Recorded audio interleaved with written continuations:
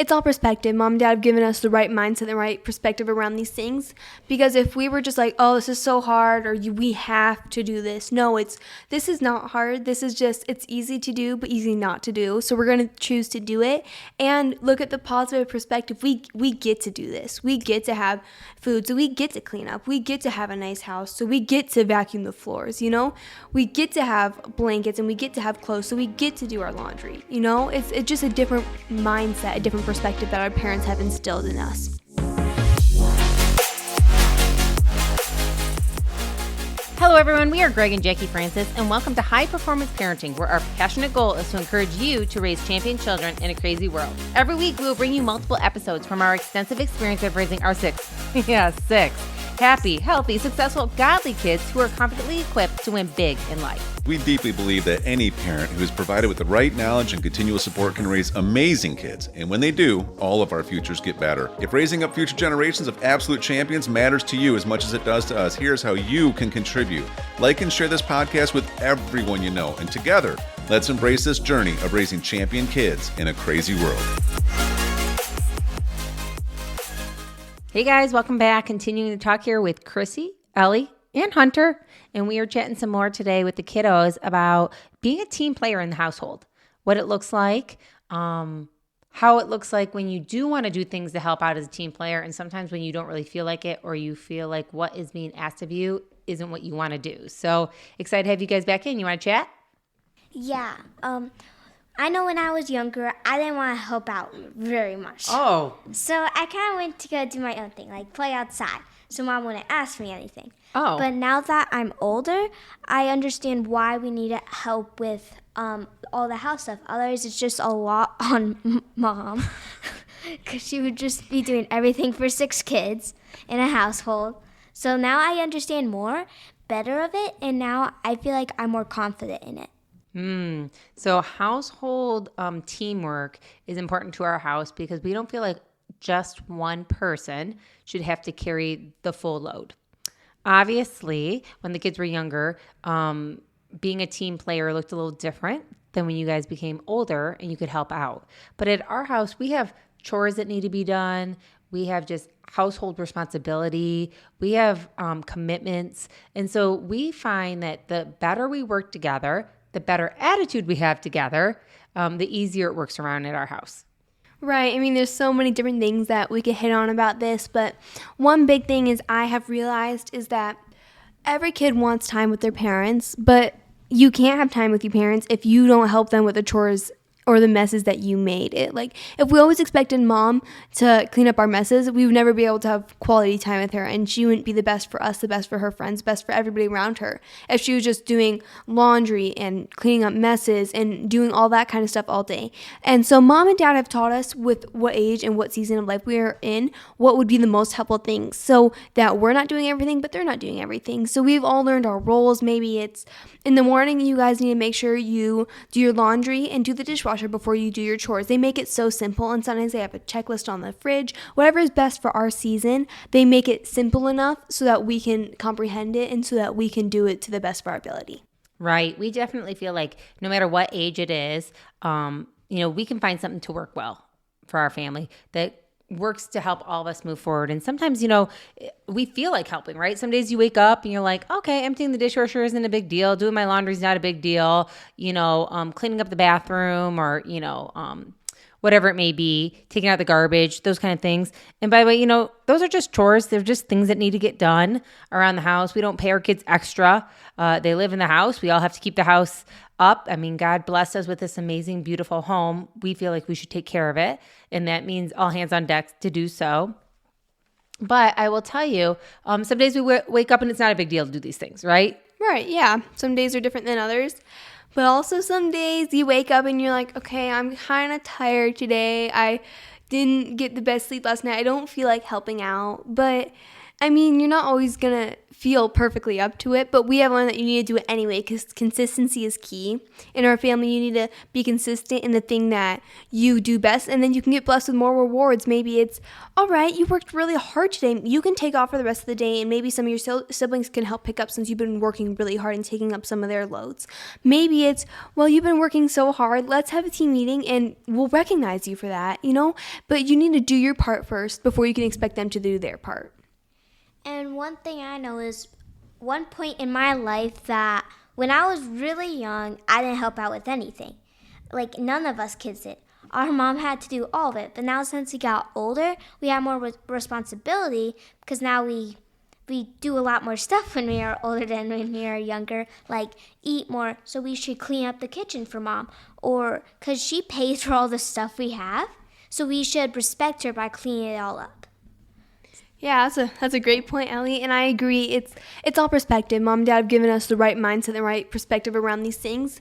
Because if we were just like, oh, this is so hard, or we have to do this. No, this is not hard. This is just, it's easy to do, but easy not to do. So we're going to choose to do it and look at the positive perspective. We get to do this. We get to have food, so we get to clean up. We get to have a nice house, so we get to vacuum the floors, We get to have blankets, and we get to have clothes, so we get to do our laundry. It's just a different mindset, a different perspective that our parents have instilled in us. Yeah, and if you're sitting out there and you're wondering to yourself, like, oh my gosh, their mindsets are so amazing. They have this appreciation. It really comes from teaching it. I will just tell you, one of the things that we started a long time ago is the importance of appreciation for the gifts that you have been blessed with, for the things that you've been blessed with, the home you've been blessed with the family you've been blessed with your health, whatever it may be. And we taught a long time ago how that looks to be appreciative. We didn't just tell the kids, you have to do this. We explained to them why we do certain things in our house, why we take the time to do it with excellence. Because if you don't do it right the first time, you need to do it over. That's right. And also when our parents, maybe we've gone to another person's house, we're like, okay, the floors were not cleaned up. Their room was super messy. And we're like, thank you, Mom, for having us make our beds every day. Thank you, Mom, for having us clean up our bathroom.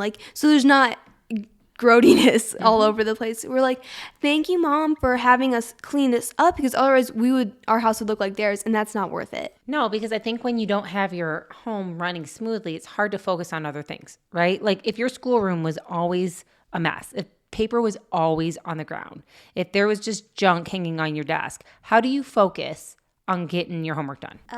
It would be pretty hard to do that. Well, that's why we clean up all of our stuff first before we start homework, and then you can be more organized with all of your homework, like math, smelling, all of these stuff that we do.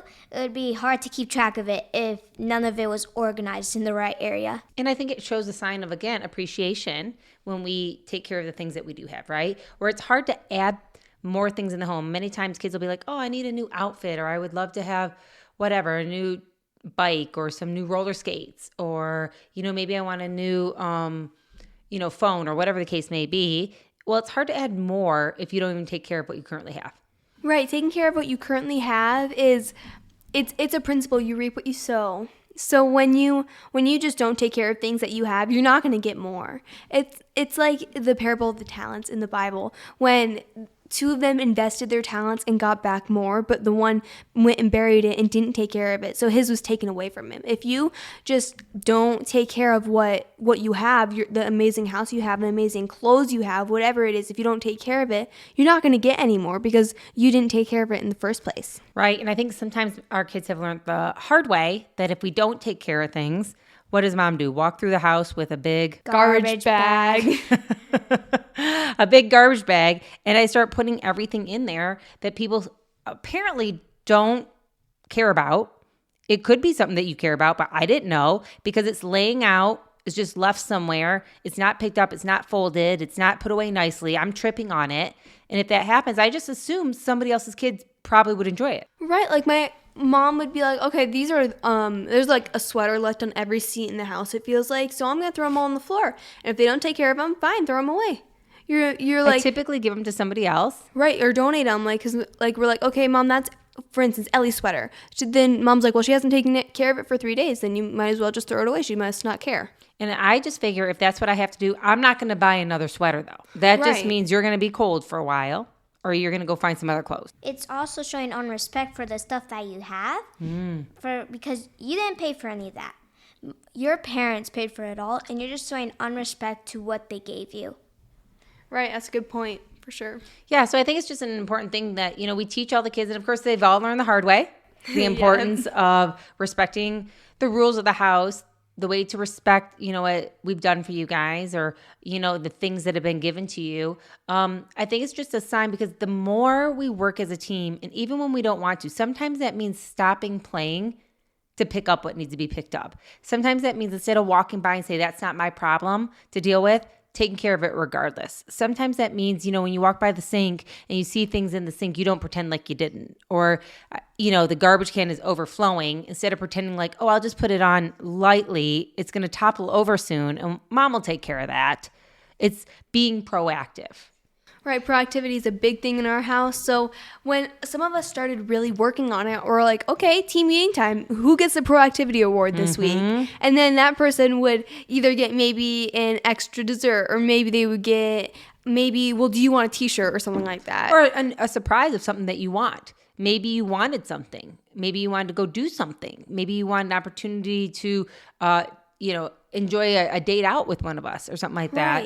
Right. Opportunities arise when you're being proactive in our house. We love to reward.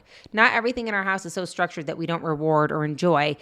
We just like to see that people are willing to work together and do the things regardless.